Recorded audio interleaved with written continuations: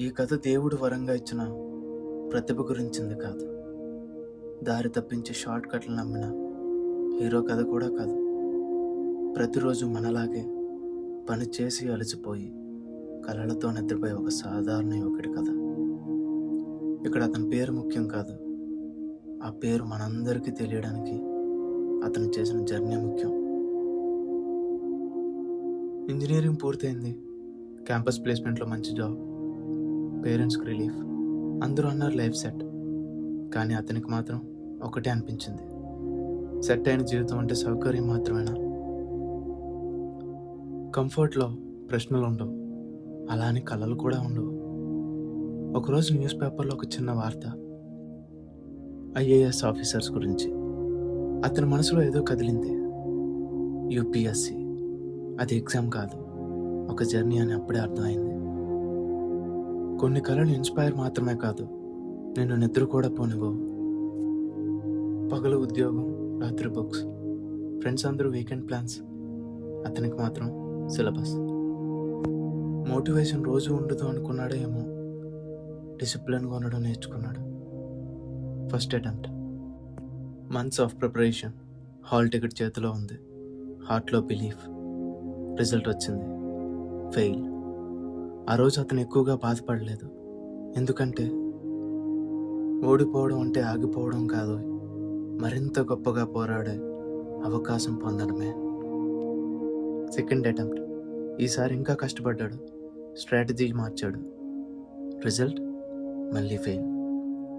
ఇప్పుడు అందరూ నీ వల్ల కాదు, ఇది చాలా కష్టం అని చెప్పడం మొదలుపెట్టారు. ప్రపంచం నీ మీద నమ్మకం కోల్పోయినా నిన్ను నువ్వు నమ్ముతున్నావా లేదా అనేది ముఖ్యం. థర్డ్ అటెంప్ట్, ఈసారి భయం కూడా తోడైంది.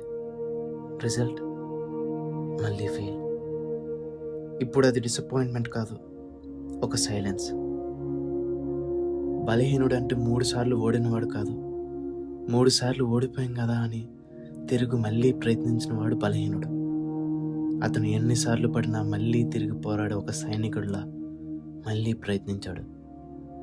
ఫెయిల్యూర్ అనేది రిజల్ట్ కాదు, ఓటమి నిన్ను ఆపదు, నిన్ను నువ్వు ఆపుకుంటే తప్ప.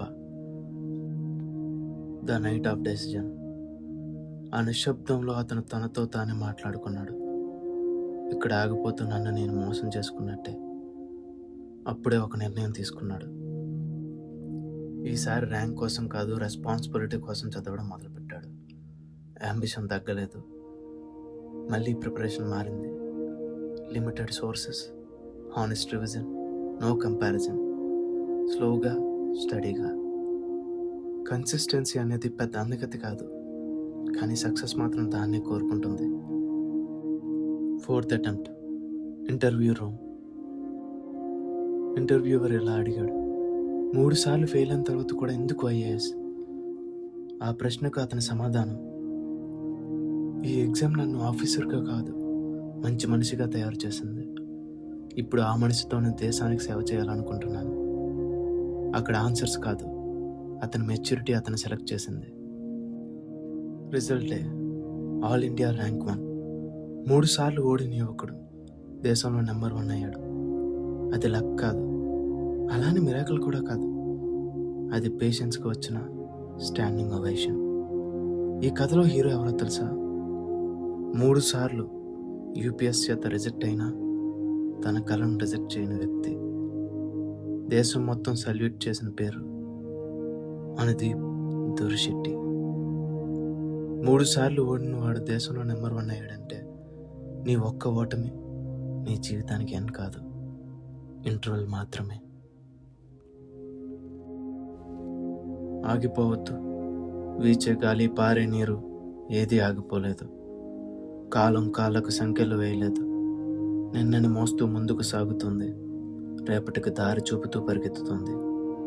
ఆగేది అలసిన మనసే కానీ ప్రకృతి కాదు, ప్రయాణం కాదు. నడిచే వాళ్ళే చరిత్ర అవుతారు, నిలిచే వాళ్ళు ప్రశ్నలు అవుతారు.